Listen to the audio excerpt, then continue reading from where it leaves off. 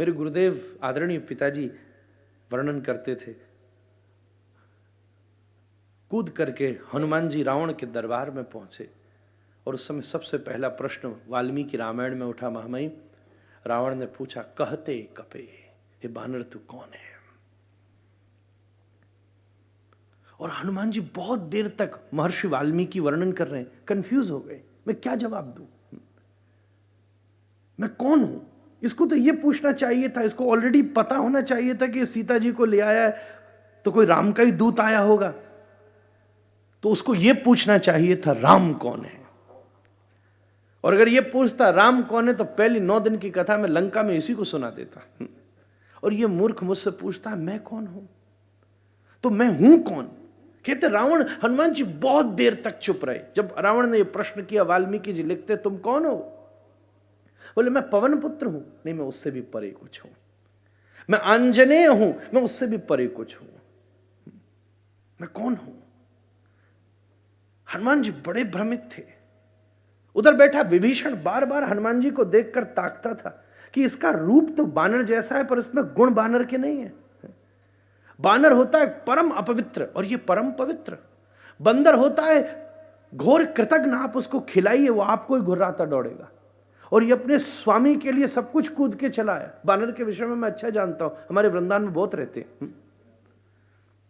आनंद हो जाए। अब तो आजकल तो मामा फ्रूटी पीने लग गए। पहले रोटी से काम चलता था, अब तो कहते फ्रूटी दो, वो स्ट्रॉ लगा के तो पीता तब चीज लौटाता। बंदर होता महामूर्ख, उसको पकड़ना बड़ा आसान है। पुरानी पद्धति, आजकल तो सब टेक्नोलॉजी आ गई। पहले समय में बंदर को पकड़ना तो छोटे मुंह की सुराई में खाना धर दीजिए, तो बंदर अपना हाथ तो यूं डालता था पर अंदर जाके मुट्ठी बना लेता था और हाथ उसका फंस जाता था और लोग पकड़ लेते थे। और यह है ज्ञानी नाम अग्रगण्यम, ज्ञानियों में अग्रगण्य। विभीषण बैठा बैठा हनुमान जी को एनालिसिस कर रहा है। वाल्मीकि जी ने विभीषण को भरी सभा में मिलाया, पहले कोई मीटिंग नहीं हुई है। अगर हम 2 स्क्रिप्चर्स को इंडिविजुअली अप्रोच करें तो आंख ही आंख में विभीषण पूछकर कहता है, ये बंदर तू बंदर है पर ये है कैसा? तो हनुमान जी भी आंख ही आंख में उसको जवाब दे देते हैं, हे पौलत्स कुलोद्भव ब्राह्मण देख ले, जब राम की शरण में जाकर बानर ऐसा हो सकता है, तू चला जाए तो क्या नहीं हो सकता।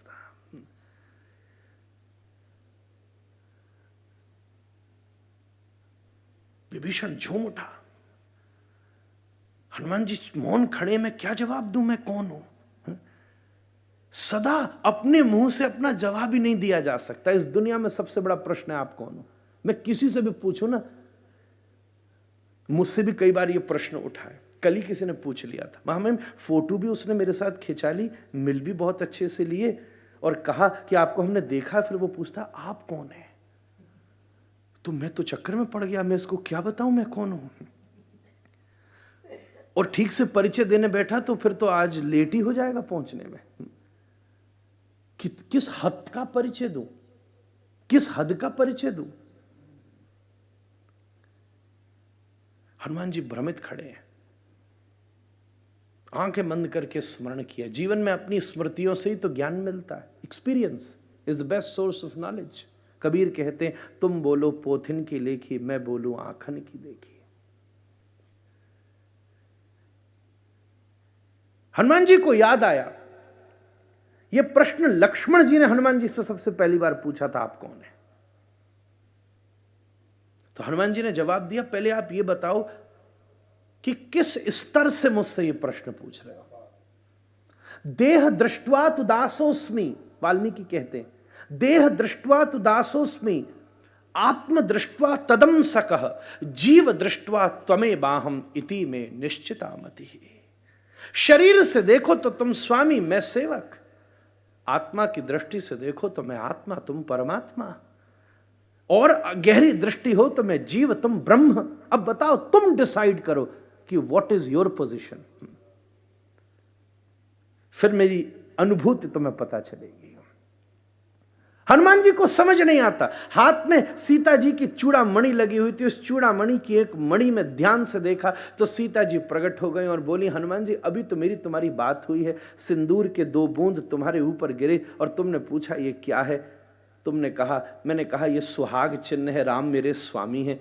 तो तुम भी लाल देह लाली लसे अरधर लाल लंगूर, वज्र देह दानव दलन जय जय जय कपिसूर। ऊपर से नीचे तक सिंदूर धारण करके लाल हो गए कि राम भी मेरे स्वामी हैं। इतनी जल्दी कैसे भूल गए? सीता जी ने आशीर्वाद दिया और रावण की भरी सभा में गर्जना करते हनुमान जी बोल पड़े, दासो हम कौशलेन्द्रस्य रामस्य क्लिष्ट कर्मणः। हे रावण, मैं राम का सेवक हूं। अब यह दृष्टि का ही फर्क है कि मैं इस राष्ट्र का सर्वोत्तम पदासीन हूं कि मैं इस राष्ट्र का प्रधान सेवक हूं। यह तो दृष्टि का ही भेद है।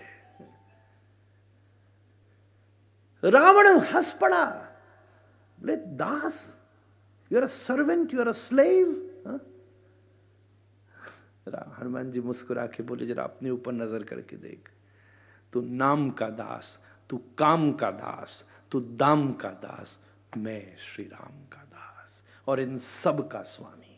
मुझे छू नहीं सकता काम, मुझे छू नहीं सकता यश। कहते रावण को तो उसी दिन जीत लिया गया था। बहुत जबरदस्त फॉरेन डेलीगेट हैं हनुमान जी। आज तक किसी राष्ट्र ने ऐसे फॉरेन डेलीगेट को नहीं भेजा होगा जैसा भारत ने किसी जमाने में हनुमान जी के रूप में भेजा था। और जीतने के लिए आधा काम तो वो खुद ही कर आए। महामहिम वाल्मीकि जी लिखते हैं, जितने फूड और आर्मर के सोर्स थे उसको लंका दहन में जलाया ही थे। ये लंका दहन सिंपल नहीं है। अपनी पूंछ से जितनी रिसोर्सेज थे, जितने स्टोरेज थे, जितने कोल्ड स्टोरेज थे, जितने वेपन्स के चैम्बर्स थे, हनुमान जी तो उनको पहले जलाए आए थे। फाइट के लिए तो कुछ बचा ही नहीं था। क्या होता? Who are you? प्रश्न सबसे बड़ा है।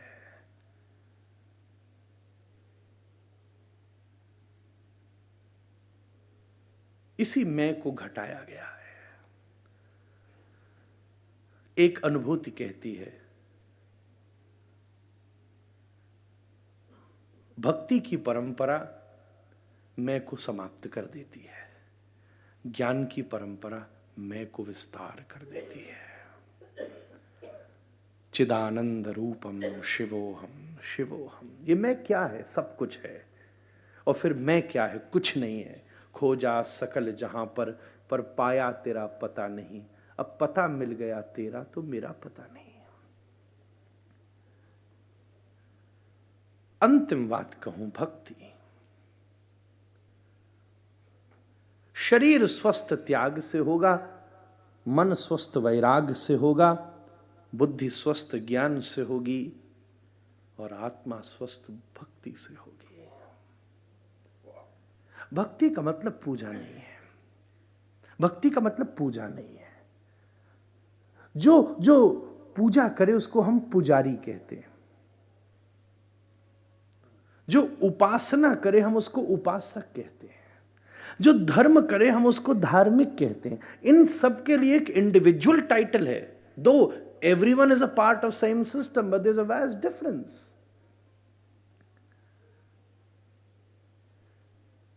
मैं बड़ी विनम्रता से प्रणाम और क्षमा मांगते हुए कहूं, मैं भी बहुत सावधान हूं, कॉन्शियस हूं। एक ही अक्षर आगे पीछे लगा दीजिए, सब कुछ चेंज हो जाता है। महामहिम SP या PS, एक ही अक्षर है। यूं पढ़ लो तो बात ही, परिभाषा दूसरी हो जाएगी, और यूं पढ़ लो तो परिभाषा दूसरी हो जाएगी। कितनी उसकी विहंगम अनुभूति है। अक्षर शब्द सारी परिभाषा को प्रमाणित करता है। सामान्यतः मंदिर जाने वाले को हमने भक्ति समझा है, पूजा करने वाले को, दिन भर अगरबत्ती जलाने वाले को, दिन भर घंटी बजाने, दिन भर कुछ पोथियों को दोहरा लेने को हमने भक्त समझा ना। Devotion considered to be as a particular relation between the soul and the supreme soul, and that relation which has unlimited emotions. भक्ति एक संबंध का नाम है जो आत्मा और परमात्मा के बीच में घटित होती है, जिसको हम अगले कई दिनों में समझेंगे। आज तो मैं उसकी भूमिका मात्र कस रहा हूं। भागवत शब्द का अर्थ है आपके इन चार अस्तित्वों को मार्गदर्शन, अलाइनमेंट करना। जैसे व्हील, गाड़ी के चारों पहिए अलाइन होने चाहिए, नहीं तो घिस जाएंगे। जो पहिया अलाइन नहीं होता तो मैंने देखा है साहब, वो पहिया घिस के खराब हो जाता है।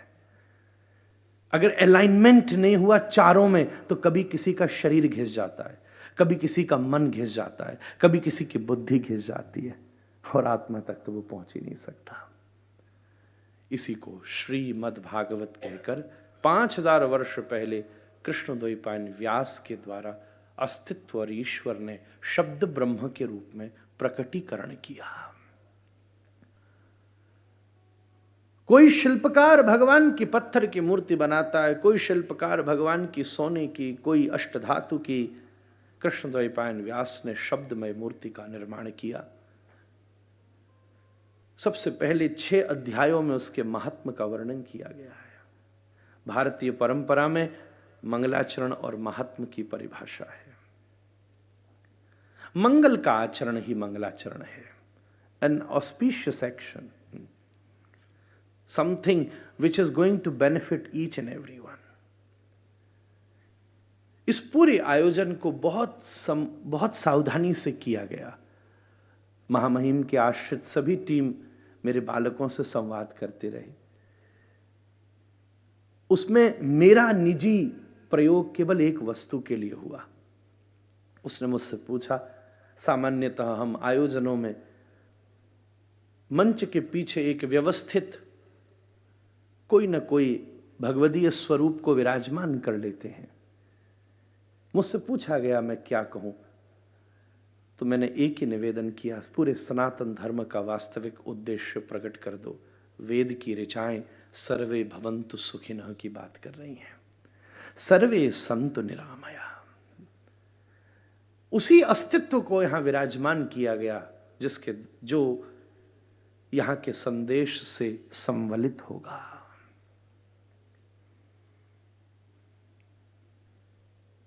श्रीमद् भागवत का महात्म 6 अध्यायों में है। मैं सार रूप में प्रणति पूर्वक उसको आगे चढ़ूंगा। सबसे पहला श्लोक बड़ा अद्वितीय है। मेरा ऐसा निवेदन है, अगर आपको उचित लगे तो संस्कृत बोलने से भी आत्मशुद्धि होती है। मैं एक पंक्ति अपने साथ कहूं और आपका मन करे और आप उसे दोहरा सकें तो आपको आनंद होगा, पर यहां बैठा हर व्यक्ति बिल्कुल स्वतंत्र है। ये बहुत फॉर्मली इनफॉर्मल है। हमारी भक्ति बहुत फॉर्मली इनफॉर्मल होती है। अतः कृष्णद्वैपायन व्यास इसके पहले श्लोक की रचना करके लिखते हैं। सच्चिदानंद रूपाय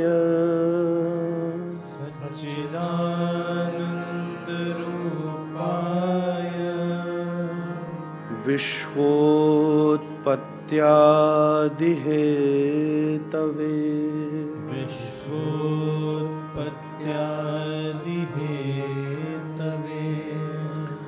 तापत्रय विनाशाय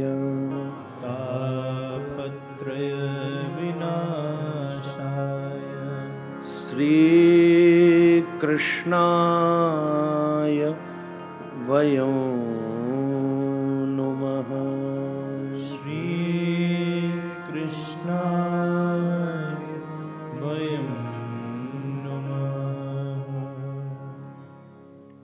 प्रणाम से शुरुआत की गई। स्तुति। हमारे जीवन में स्तुति का बहुत महत्व है। व्यष्टि से समष्टि को जोड़ने वाली सामर्थ्य स्तुति है।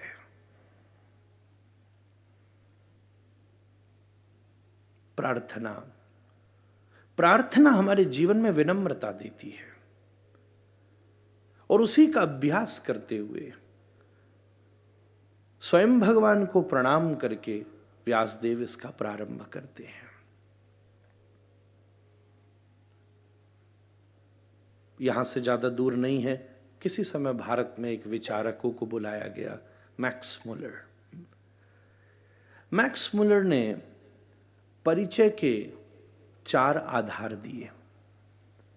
किसी का परिचय देना हो सोशियोलॉजी में तो 4 आधार हैं। व्यक्ति का नाम, व्यक्ति का काम, व्यक्ति का स्वरूप, मतलब वो दिखता कैसा है, और व्यक्ति का स्वभाव। अगर आप किसी के बारे में ये 4 चीजें जानते हैं तो आप उसके बारे में लगभग सब कुछ जानते हैं। मैं ये तो नहीं कहूंगा कि कृष्णद्वैपायन व्यास ने मैक्स मुलर का रेफरेंस लिया, क्योंकि दोनों की एज में और ईयर्स में बहुत डिफरेंस है, पर मैं ये ज़रूर कह सकता हूँ कि शायद मैक्स मुलर, क्योंकि संस्कृत स्कॉलर रहा था, उसने भागवत का रेफरेंस ज़रूर लिया होगा। मैं निवेदन करूँ, विलियम शेक्सपियर से लेके, टॉल्स्टॉय से लेके, मिल्टन से लेके, कोई ऐसा वेस्टर्न फिलोसोफर नहीं है जिसका लिटरेचर श्रीमद् भागवत के श्लोकों से समता नहीं खाता। और गुरु कृपा से मुझे ईस्टर्न और वेस्टर्न फिलॉसफी में थोड़ा थोड़ा प्रवेश करने का अवसर मिला है। चाहे वो कालिदास हो, दिंगनाथ हो, भवभूति हो, बाणभट्ट हो, चाहे वो श्री हर्ष हो, भारतीय साहित्य के दिग्गज महापुरुष हों, और वहीं दूसरी तरफ चाहे वो द पैराडाइज लॉस्ट लिखने वाले मिल्टन हो, चाहे वो लियो टॉल्स्टॉय हों, रशियन फिलोसोफर, चाहे वो सोक्रेटिस हों, चाहे वो बेनमीज हों, चाहे वो विलियम शेक्सपियर हों, पश्चिम में भी उत्पन्न हुए अनंत अनंत साहित्य, इन दोनों का सम्मिश्रण करके भी श्रीमद् भागवत के साहित्य की तुलना नहीं कर सकते। ऐसा उसका, क्योंकि केवल ये परा ज्ञान की बात करता है। ज्ञान की 2 परिभाषाएं हैं, परा और अपरा। परा मतलब beyond, beyond the human experiences, और अपरा का मतलब something which is easy to experience through different kind of mechanisms. हम सदा अपरा ज्ञान को ही सत्य मानते हैं, पर जब तक ज्ञान, ये जितने प्रकार के मैनर्स हैं, जितने प्रकार के मेथड्स हैं, जितने प्रकार के मीनिंग्स हैं, ये सब ऐसे बैठना, ऐसे चलना, ऐसे खाना, ऐसे उठना, ये सब अपरा ज्ञान की परिस्थिति है। पर इस शारीरिक सामर्थ्य से परे होकर आध्यात्मिक अनुभूति के द्वारा आत्मिक प्रकाश का जो परिवेश है वो परा ज्ञान की संपत्ति है, और उस दोनों का अस्तित्व स्तुति से प्रकट होता है। सबसे पहले सच्चिदानंद रूपाय, ये भारतीय धर्म महामहिम, जिसमें इतनी डाइवर्सिटी है, हर 200 किलोमीटर में भाषा बदल जाती है, और उन 200 किलोमीटर के अंदर भी उपभाषाएं अलग अलग हैं। थोड़े दिन पहले मुझे ये संकेत मिला, मैं पंजाब की तरफ था, तो पंजाबी में भी लुधियानवी पंजाबी अलग है, जालंधरी पंजाबी अलग है, अमृतसरी पंजाबी अलग है। एक ही प्रांत में भाषाओं की उपभाषाएं इतनी हैं।